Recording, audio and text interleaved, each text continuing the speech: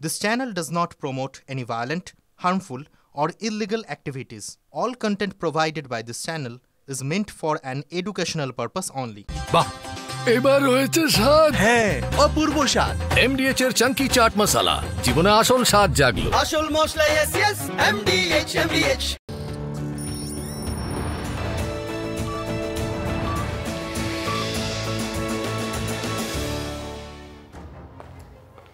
নমস্কার, বিকেল ৫টা শুরু করছি আজকের পাঁচ কথা মানে এখনো পর্যন্ত যা যা ঘটে গেছে তার মধ্যে থেকে ঝাড়াই বাছাই করে একেবারে সেরা খবর, সেই খবরের দিকেই আমাদের নজর থাকবে। অবশ্যই সমস্ত খবরে নজর রাখবো, তবে সবার আগে নজর রাখবো এই মুহূর্তের অগ্নিকাণ্ডের খবরে।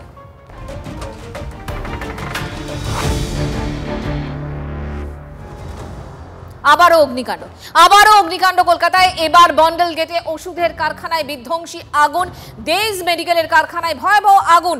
ছবি দেখাবো আপনাদের এই মুহূর্তের ছবি, এবং ইতিমধ্যেই দেখুন বিগ ওয়ালে সেই ছবি দেখাচ্ছি আপনাদের। পিসিআর প্লে করেছে সেই ছবি, বিধ্বংসী আগুন। এই মুহূর্তে আরো একবার শহর কলকাতায় অগ্নিকাণ্ড, ভয়াবহ অগ্নিকাণ্ড, এবং দমকলের পাঁচটা ইঞ্জিন এই মুহূর্তে কাজ করছে এবং পরিস্থিতি নিয়ন্ত্রণে আনার চেষ্টা তারা করছে। এই মুহূর্তের ছবি আপনাদেরকে দেখাচ্ছি, দেজ মেডিকেলের কারখানা, সেখানে ভয়াবহ আগুন দেখছেন সেই ছবি। শহর কলকাতায় আরো একবার বড় আগুন, এবং বন্ডেল গেটের এখানে ওষুধের কারখানাতেই বিধ্বংসী আগুন, সেই ছবিতেই আমরা নজর রেখেছি। সবার আগে সেই ছবি আপনাদের দেখাচ্ছি আমরা। ঘটনাস্থলে শান্ত আমাদের প্রতিনিধি রয়েছেন, সরাসরি কথা বলবো তার সঙ্গে। শান্ত, এখনকার ছবিটা কি?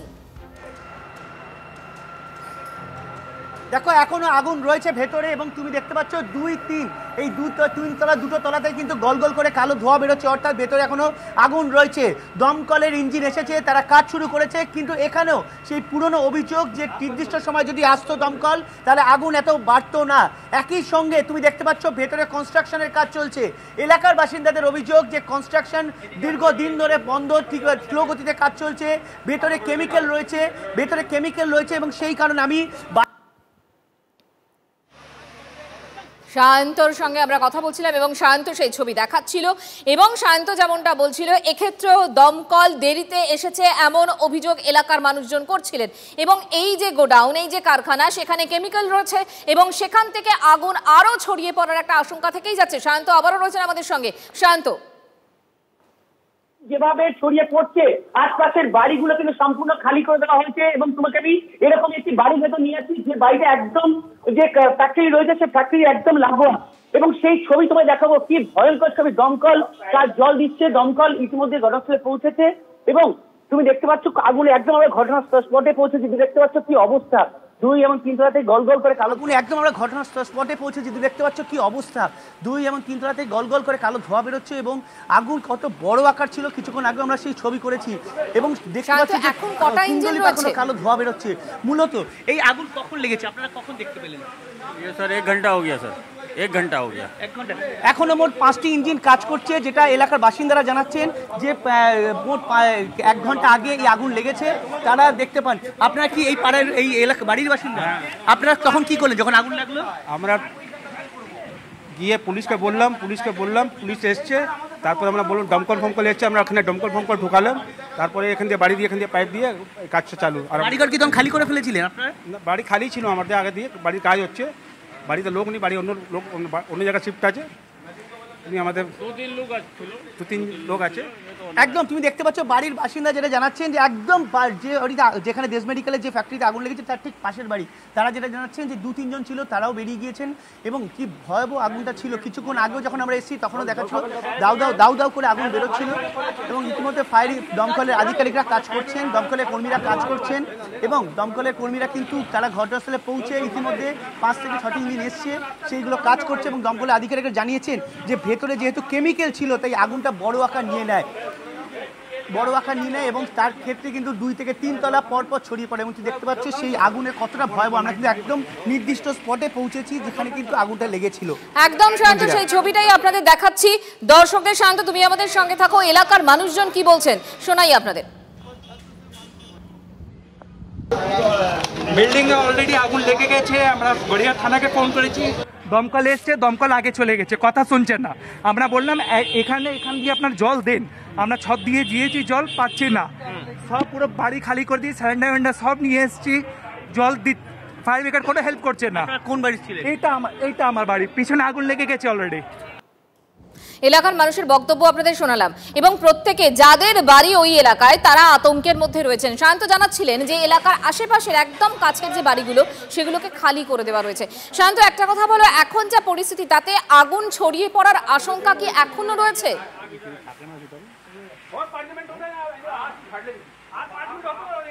দেখো, দমকলের আধিকারিক যারা কর্মী তারা পৌঁছেছেন, তারা চারপাশ থেকে জল ছিটিয়ে যেখানে যে পকেটে আগুন লেগে রয়েছে সেগুলো নেভানোর চেষ্টা করছে। তবে আগুন আর ছড়িয়ে পড়ার সম্ভাবনা নেই বলেই দাবি করছেন যারা দমকলের আধিকারিকরা, যদিও তারা চেষ্টার ক্ষেত্রে কোনো ত্রুটি রাখছেন না যাতে কোনোভাবে আগুন অন্যান্য বাড়ি আশপাশের এলাকায় বা আশপাশের বাড়িতে না ছড়িয়ে পড়তে পারে, তার জন্য তারা যথেষ্ট সক্রিয়। আর সেই কারণে তারা, তুমি দেখতে পাচ্ছ পকেটগুলো, নির্দিষ্ট পকেটগুলো যেখান থেকে কিছুক্ষণ আগে আমরা দাউদা করে আগুন বেরোতে দেখেছি, সেই সব জায়গায় কিন্তু জল দিচ্ছে, তুমি সেই ছবিও দেখতে পাচ্ছ।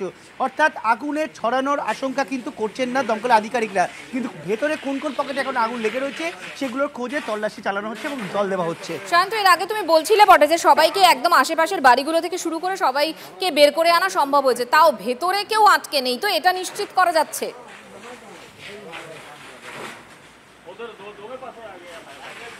আমি সেই বিষয়টি এলাকায় যারা বাসিন্দা আমি কথা বলে নেবো, ভেতরে কেউ আটকে আছে কি আপনার মনে হয়? না, ভেতরে কেউ নেই।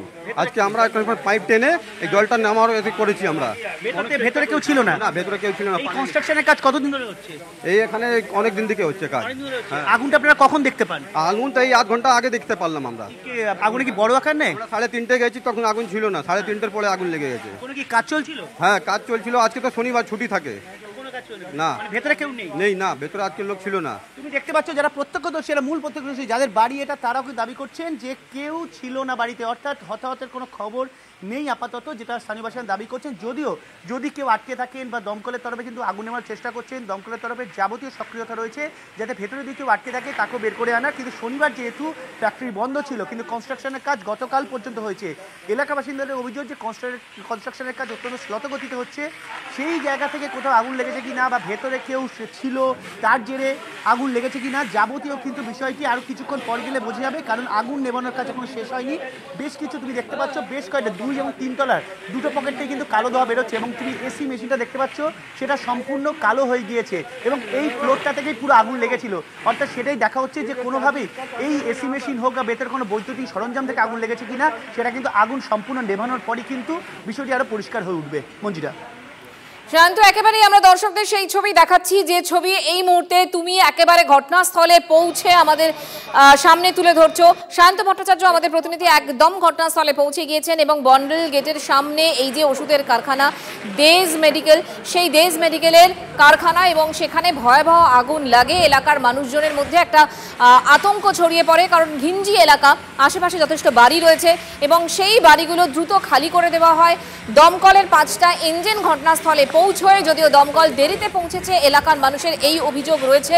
দমকল দ্রুততার সঙ্গে কাজ করে এবং তারপর এখন পরিস্থিতি অনেকটা নিয়ন্ত্রণে আনা সম্ভব হয়েছে। পকেট ফায়ার্স কোথাও রয়েছে কিনা সেইটাই বোঝার চেষ্টা করছেন দমকল কর্মীরা এবং এই মুহূর্তে দাঁড়িয়ে পরিস্থিতি অনেকটাই নিয়ন্ত্রণে আনা গেছে বলে তাদের বক্তব্য। তবে আবারও প্রশ্ন উঠছে যে শহর কলকাতায় একের পর এক অগ্নিকাণ্ড। আবারও যাই শান্তর কাছে। শান্ত, দেখো এই যে আমরা দেখছিলাম যে আজকে এই ধরনের অগ্নিকাণ্ড, তার আগে এবং গত কয়েকদিনে পর পর অগ্নিকাণ্ড শহর কলকাতায়, এরকম ব্যাক টু ব্যাক কেন এই ধরনের ঘটনাগুলো ঘটছে? কোথায় গন্ডগোল? গাফিলতি থেকে যাচ্ছে কোথাও?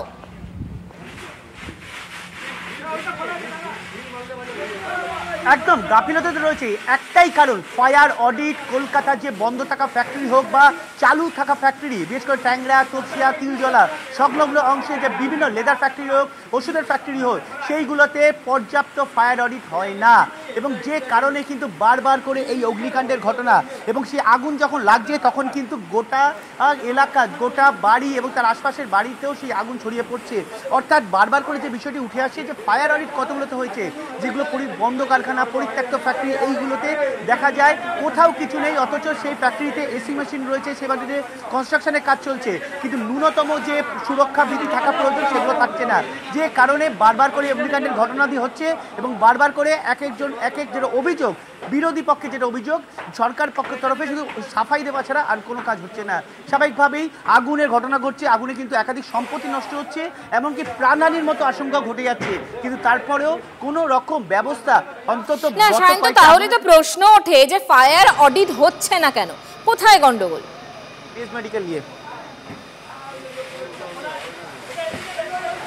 দেখো দুটো বিষয়, ফায়ার অডিট হচ্ছে না এক রাজনৈতিক কারণে, কারণ কলকাতা শহরের একাধিক তিলজলা, তপসিয়া, টেংরিয়া শহর, বালিগঞ্জ সহ একাধিক যে জায়গা রয়েছে যেখানে একাধিক ফ্যাক্টরি ট্রেড লাইসেন্সই নেই, একাধিক ফ্যাক্টরির কোনো বৈধতা নেই, সেইগুলোতে ফ্যাক্টরি চলছে। ফায়ার অডিট করতে গেলে প্রথম দরকার ট্রেড লাইসেন্স বা অন্যান্য সুরক্ষা বিধি বা অন্যান্য অনুমোদনপত্র, সেগুলো নেই, ইললিগালি কাজ চলছে, সেগুলো ফায়ার অডিট করতে গেলে রাজনৈতিক চাপ আসছে। দ্বিতীয় কারণ হচ্ছে ফায়ার অডিট করার জন্য পর্যাপ্ত দমকল কর্মী প্রয়োজন, পর্যাপ্ত আধিকারিক প্রয়োজন, সেটার অভাব। অর্থাৎ একাধিক জটিলতায় কিন্তু কলকাতা শহরে এই ফায়ার অডিট বন্ধ হয়ে রয়েছে, আর যার ফলভুক্ত হচ্ছে সেই ফ্যাক্টরিগুলোর আশেপাশে যারা বাসিন্দা রয়েছে তাদেরকে।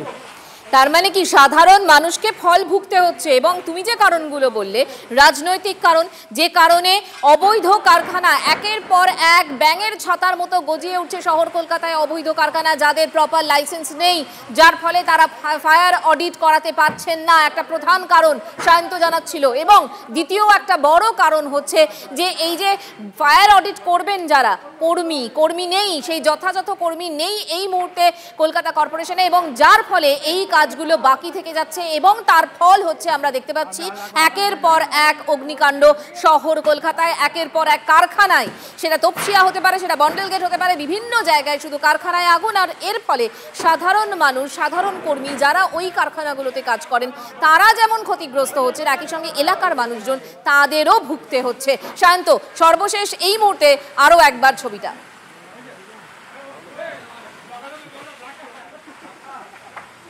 একদমই দেখো সেই ছবি, এলাকার বাসিন্দারা আগুন নেভাতে দমকল কর্মীদের সঙ্গে কতটা কাজ করছে তার প্রমাণ মিলল কিছুক্ষণের মধ্যে। এই যে বন্ধ কাজগুলো, বন্ধ জানলাগুলো দেখতে পাচ্ছ প্রত্যেকটা কাচের, এখানকার যারা বাসিন্দারা অনেক মানুষ জড়ো হয়ে রয়েছেন, একটু কথা বলো না তাদের সঙ্গে। সেই সব পকেটে জল ঢুকতে পারে, আগুন নেভাতে পারে। একদমই, আমি তাদের সঙ্গে কথা বলবো। এই যে আপনারা তো দীর্ঘদিনের এখানকার বাসিন্দা, আপনারা দীর্ঘদিন ধরে রয়েছেন, দেখা যাচ্ছে এগুলো বন্ধ হয়ে রয়েছে, এখানে কতদিন ধরে কাজ চলছিল বা কিসের কাজ চলছিল? দেশ মেডিকেলে? হ্যাঁ, ভেতরে কি কাজ চলছিল? দেশ মেডিকেল দাদা কাজ চলছে, রেনোভেশন কালচার। এখানে কি মানে আগুন জ্বালিয়ে কাজটা তো রান্না বান্নার কাজ হতো? না না, আমি জানিনি। আপনারা যেখানে আছেন এই যে দীর্ঘদিন ধরে বন্ধ হয়ে পড়ে রয়েছে, এখানে আগে কখনো আগুনের ঘটনা ঘটেছে? না, কোনোদিন না। এটা আপনারা যখন আগুন দেখতে পান তখন কি আপনারা বেরিয়ে গিয়েছিলেন না তখনই আগুন নেভানোর চেষ্টা করেন? আমরা যখন ওখানে আগুন ধরেছে আমরা পালিয়ে ওখানে গেছি, ফ্যাক্টরি ওখানে ভিতরে গিয়েছিলেন। হ্যাঁ, গিয়ে কি দেখলেন আপনারা? হু করে আগুন জ্বলছে, পুরো আগুন জ্বলছে, লেবারগুলো যত লেবার ছিল ভেতরে সব বাইরে পালিয়ে গেছে। কোন ফ্লোরটা মূলত আগুন লেগেছিল? কোন ফ্লোরটা মূলত আগুন লেগেছিল? ফার্স্ট ফ্লোর আগুন লেগেছিল। ওখানে কি কেমিক্যাল কিছু রাখা ছিল? কেমিক্যাল আমরা জানি না, কিন্তু ওষুধ থাকে ওর মধ্যে। ওষুধ থাকে প্লাস যে কাজ হচ্ছিল প্লাস্টিক তো হবে, পুরো দেখাশোনা কাজ হচ্ছিল, পুরো তিনতলা পুরো ভালো করে পড়ছিল কাজ, ওতে আগুন লেগে গেছে। আজকে তো অনেকে বলছে শনিবার ছিল তাই অনেকে ছিলও না, সেক্ষেত্রে কোথাও কি মনে করছেন আগুন লেগে?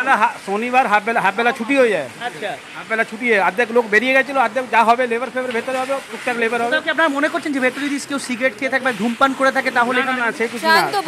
শান্ত, এই মুহূর্তের পরিস্থিতি অনেকটাই নিয়ন্ত্রণে আপাতত। তোমাকে ধন্যবাদ। আজকে আরও একটা বড় খবর, মর্মান্তিক খবর শহর কলকাতার। মায়ের কোল খালি করলো বেহাল নিকাশি অবস্থায় এই কলকাতার বিরাটি দেবীনগরে জমা জল, আর সেই জমা জলের বলি 6 মাসের শিশুকন্যা। বেহাল নিকাশি হওয়ায় বেরোতে পারছে না বৃষ্টির জমা জল, সে ছবি লাগাতার গত কয়েকদিন ধরে আমরা দেখাচ্ছিলাম। আজ বলি এক শিশুকন্যা। এই মুহূর্তে এলাকার কি পরিস্থিতি, ওই পরিবারের কি বক্তব্য, কি ছবি ধরা পড়ছে? সুপ্রিয় আমাদের সঙ্গে রয়েছেন এই মুহূর্তে ঘটনাস্থলে, সরাসরি কথা বলবো তার সঙ্গে। সুপ্রিয়। মঞ্জিরা, তোমাকে প্রথমেই আমি এই দেবীনগরের পরিস্থিতিটা একটু দেখানোর চেষ্টা করব।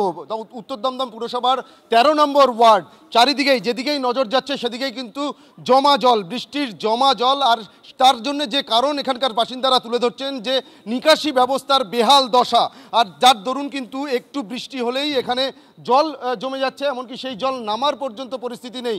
হাঁটুর কাছাকাছি জলে এই মুহূর্তে আমরা দাঁড়িয়ে রয়েছি, এমনকি আমাদের আশেপাশে বা ক্যামেরায় যে যাদের দেখতে পাওয়া যাচ্ছে তারাও কিন্তু দেখতেই পাচ্ছে সবার জলই কিন্তু সবার প্রায় হাঁটু পর্যন্ত জল এই এলাকাতে। এমনকি এখানকার বাসিন্দারা যেটা দাবি করছেন প্রায় 1 মাসের কাছাকাছি সময় ধরেই কিন্তু এই পরিস্থিতি তৈরি হয়েছে। এখানকার স্থানীয় কাউন্সিলর এখানে রয়েছে, সরাসরি একটু তার কাছ থেকে জানার চেষ্টা করি। আজ থেকেই গোটা রাজ্য জুড়ে তৃণমূল কংগ্রেসের বা বলা যেতে পারে সরকারি একটি প্রকল্প আমার পাড়া আমার সমাধান, এই প্রকল্প চালু হলো। যেমন এর আগে আমরা দেখেছিলাম দুয়ারে সরকার, এই পাড়ার সমাধান কবে হবে? আজকের থেকে যে প্রকল্পটা চালু হয়েছে আজকের থেকে শুরু হয়েছে। আগামী দিন জল নিকাশির যেটা পরিকল্পনা অনেকদিন ধরে চলছে, তার জন্যে রাজ্য সরকার চন্দ্রিমাদি রাজ্যের মন্ত্রী তার সহযোগিতায় চেয়ারম্যান বিধান বিশ্বাসের হস্তক্ষেপে 6.5 কোটি টাকা অলরেডি স্যাংশন করেছেন, শিলান্যাস হয়েছে। একটা 13 নম্বর ওয়ার্ড মন্দিরপাড়া সংলগ্ন থেকে ফতেসা খাল পর্যন্ত যে নিকাশি ব্যবস্থার জন্য খাল সংস্কারের টাকা স্যাংশন হয়েছে, সেই কাজ করবার যখন শুরু হবে তখনই বৃষ্টি শুরু হয়েছে। স্থানীয় বাসিন্দারা বলছেন দীর্ঘ বছরের কিন্তু এই সমস্যা, এমন নয় এটা 1 বছর বা বিগত 2-3 বছরের সমস্যা, দীর্ঘদিনের সমস্যা। মানে এতদিন এই উদ্যোগ নেওয়া কোথাও গিয়ে কি একটা খামতি থেকে গেছিল? অবশ্যই খামতি ছিল। বিগত দিনে যারা ছিল প্রায় 48 বছর ধরে একটা রাজনৈতিক দলের থেকে কাউন্সিলর যারা ছিলেন তারা এখানে। আপনি কত বছর ধরে আছেন? আমি 22 সাল থেকে আসি। 2022 সাল থেকে আমি আসার পরে জল নিকাশি প্লাস রাস্তাঘাটের ডেভেলপমেন্ট 60%-এর উপরে রাস্তা ডেভেলপ করেছি। এই যে শিশুকন্যার মৃত্যু, এর জন্য কার দায় কি বলবেন? এটা একদম উপরে ভগবান ছাড়া আর কিছু দায় দেওয়ার কিছু নেই, কারণ কোনো মৃত্যুই স্বাভাবিক নয় এবং এইসব মৃত্যু কারুর কাম্য না। কেউ চায় না যে এই ধরনের একটা নিকাশির বেহাল অবস্থার জন্য আপনি বেহাল দশার জন্য দায়? না না না, নিকাশির অবস্থা একদম যে খারাপ তা নয়। নিকাশির ব্যবস্থা করা হয়েছে, আর এটা একটা নিচু অঞ্চল। এই অঞ্চলে একটু বৃষ্টি হলে জল হয় ঠিকই, কিন্তু যে বাড়িতে ঘটনাটা ঘটেছে সেই বাড়িটা রাস্তার থেকে আরও অনেক নিচু। একেবারেই স্থানীয় কাউন্সিলর তিনি বলছেন যে বাড়িটা রাস্তা থেকে অনেকটা নিচুতে, অর্থাৎ এই যে 6 মাসের শিশুকন্যার যে মৃত্যু, তার জন্য কিন্তু তিনি উপরওয়ালাকে দায়ী করছেন। নিকাশি ব্যবস্থার বেহাল দশার জন্য এই পরিস্থিতি নয়, এমনটাই কিন্তু তার দাবি। সুপ্রিয় একটা কথা ওনাকে একটু জিজ্ঞাসা করো না, যে যদি নিকাশি ব্যবস্থা ভালোই হতো তাহলে এই জলটা জমে আছে কেন এবং কতক্ষণ ধরে জলটা জমে আছে সেটা তো উনি আরো ভালো করে বলতে পারবেন। আমরা একটু দেখানোর চেষ্টা করি তার আগে, কারণ এই যে ঘরের ভেতরে শুধুমাত্র যে রাস্তায় জমা জলের পরিস্থিতি তা কিন্তু নয়, রাস্তায় হাঁটু জল জমে রয়েছে এই এলাকার তা কিন্তু নয়। যে শিশুর মৃত্যু হয়েছে তার বাড়ির ভেতরে ঘরের ভেতরেও কিন্তু জমা জলের পরিস্থিতি, এবং সেটা কিন্তু শুধুমাত্র যে একদিনের তা কিন্তু নয়, দীর্ঘদিনের প্রায় 1 মাস যাবৎ কিন্তু এই পরিস্থিতি তৈরি হয়েছে। আমরা একটু কথা বলি এখানকার, আপনাদের তো জানি আপনাদের মানসিক অবস্থা খুবই খারাপ, তাও একটু চেষ্টা করছি। কতদিন ধরে জল, এটা একটু বলুন। ঘরের মধ্যে জল 1 মাস ধরে জল বাড়ির মধ্যে, এই জমা জলের মধ্যে দিয়ে আপনাদের চলাফেরা সবকিছু। কাউন্সিলর বলছেন যে নিকাশির কাজ ভালো হয়েছে এবং এই জমা জল খুব বেশি দিন থাকে না, ওরা কি বলছেন ঠিক?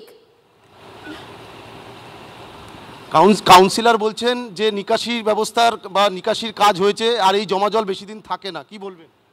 আমি কিছু বলতে পারছি না, আমি জানি না। প্রতি বছরই তো জল জমে, এই বছর তো প্রথম নয়। না, প্রত্যেক বছরই জল জমে। আর জল কতদিন থাকে? অনেক দিন করে থাকে। এবার এই জল কতদিন ধরে আছে তাও? 1 মাস। 1 মাস। সুপ্রিয়, আপাতত তোমাকে ধন্যবাদ, কারণ যে পরিবারের উপর দিয়ে এরকম একটা মর্মান্তিক ঘটনা ঘটে গিয়েছে তারা সত্যিই কোনো কিছু বলার মতো অবস্থায় নেই। কিন্তু 1 মাস ধরে যেখানে জল জমে রয়েছে সেখানে নিকাশির অবস্থা ভালো, সেটা কাউন্সিলর বলছেন। সত্যি কি সেটা মানা যায়? কুণাল ঘোষের বক্তব্য রইল, শুনুন। শহরে জল জমছে, এই প্রথম জমছে, ঘটনাটা তো সেরম নয়। আগে যেটা জমতো দীর্ঘদিন থাকতো, অনেক বেশি জায়গায় জমতো, এখন সেটা দ্রুত সেই নিকাশি ব্যবস্থাটা কাজ করছে। মুখ্যমন্ত্রী বিধানসভাতেই সরকার পোষিত স্কুলের বেহাল ছবি। স্কুল চলাকালীন বৃষ্টির মধ্যেই বিপত্তি, ক্লাসরুম জলে ভরে যায়, দেওয়ালে হাত দিতেই শক লাগে পড়ুয়াদের। পরিস্থিতি ভয়াবহ হওয়ার আগেই পড়ুয়াদের বের করে নিয়ে আসা হয় এবং বুধবারের ঘটনার পর থেকেই পঠন পাঠন বন্ধ ভবানীপুরের এলগিন রোডের ক্যাথিড্রাল মিশন হাই স্কুলে। কবে স্কুল খুলবে তা নিয়েও অনিশ্চয়তা রয়েছে। পুরসভাকে এই ভবন সংস্কারের জন্য আবেদন করা হয়েছিল, কিন্তু এখনো পর্যন্ত কিছুই হয়নি। স্কুল বাড়ির ছাদ ভেঙে জল পড়ছে।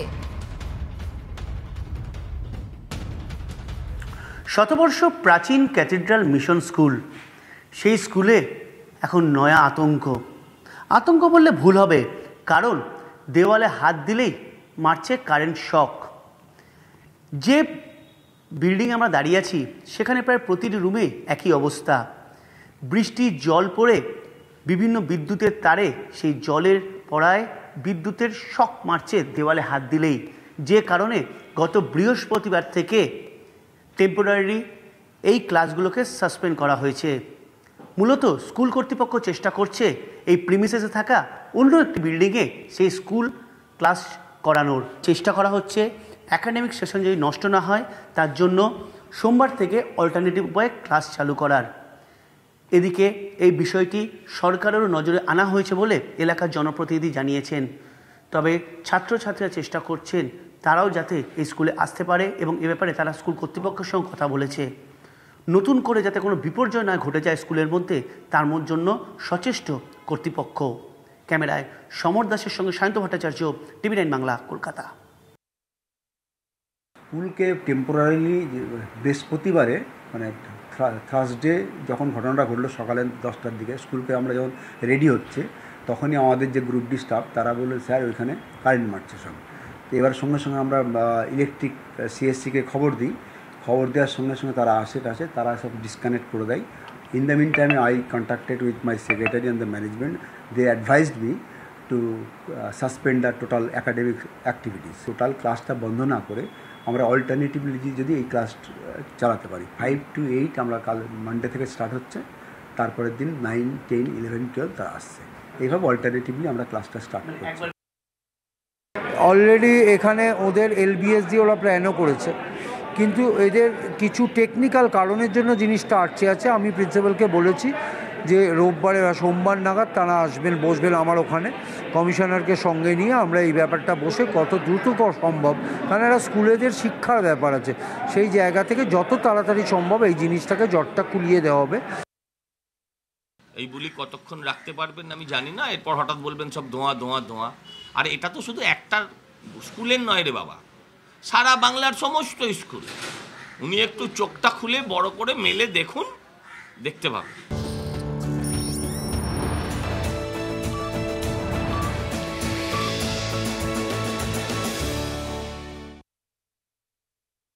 MDH চানা মশলা। এখন ছোলা হোক বা বরবটি দানা, সাদা চানা হোক বা কালো, সব রান্নাই হবে অসাধারণ।